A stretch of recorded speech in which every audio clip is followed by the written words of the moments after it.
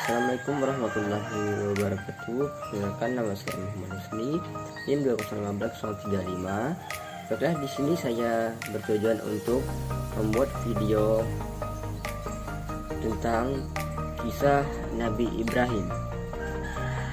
Baiklah, bertujuan untuk memenuhi tugas UAS makul tafsir. Baiklah, langsung saja. Bismillahirrahmanirrahim. Nabi Ibrahim merupakan salah satu nabi yang kisah baiknya diceritakan dalam Al-Quran.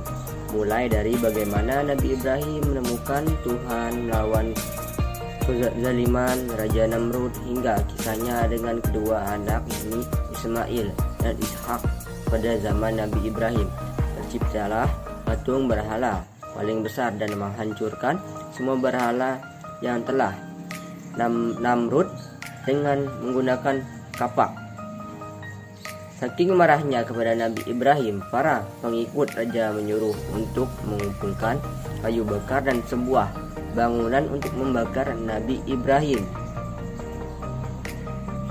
Namun setelah menyiapkan semua itu dan telah membakar, Nabi Ibrahim hidup-hidup tidak akan mempan karena telah dilindungi Allah. Ibrahim pernah meminta pada Allah untuk menyaksikan bagaimana pada Allah untuk menghidupkan kembali makhluk yang sudah mati. Maka saat itu pula Nabi melihat pun burung yang sudah mati bisa hidup kembali. Menurut kitab Qasas Al-Anbiya, Nabi Ibrahim pernah mengambilkan gundukan pasir yang kemudian berubah menjadi bahan makanan. Saat beliau sampai di rumah, Nabi Ibrahim sudah lama menantikan hadirnya anak.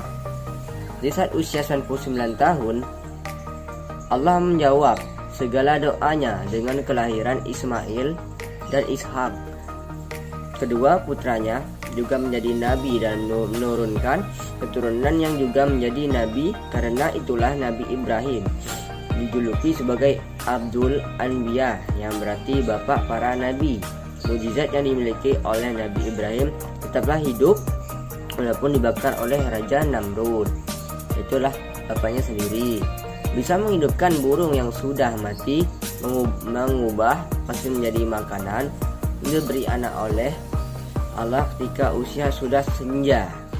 Dijuluki bapak para nabi karena kan kepada Allah buku mengenal Nabi Ibrahim tersebut untuk berita dan bentuk bors.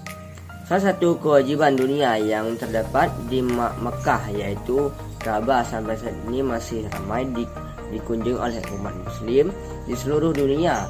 Pembangunan pertamanya terjadi pada masa Nabi Ibrahim. Prosesnya mendapatkan bimbingan langsung dari Allah SWT dengan desain menakjubkan. Pada awalnya Allah memerintahkan untuk membangunkan rumah untuknya, kemudian mengutus awan menanyakan kepada Ibrahim apakah tugas sudah dilaksanakan.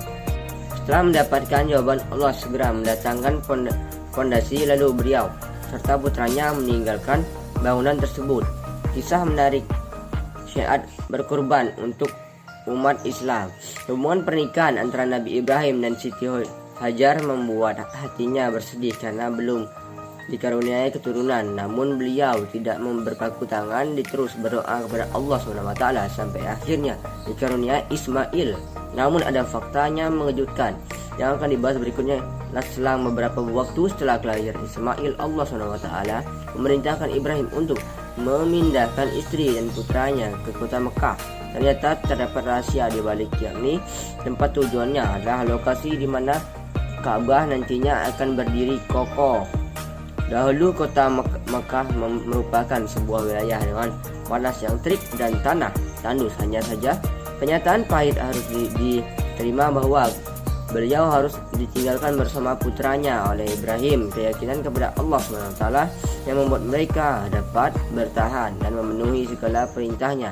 Saat datang perintah untuk tinggalkan di kota Mekah, akhirnya Ismail dan ibunya diantaranya ke sebuah tempat yang tandus sampai pada akhirnya kehabisan persediaan. Siti Hajar kebingungan karena tidak bisa menyusui putranya sehingga membuatnya kebingungan.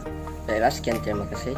Itu saja yang bisa saya sampaikan atau saya ceritakan tentang kisah Nabi Ibrahim Shallallahu Alaihi Wasallam.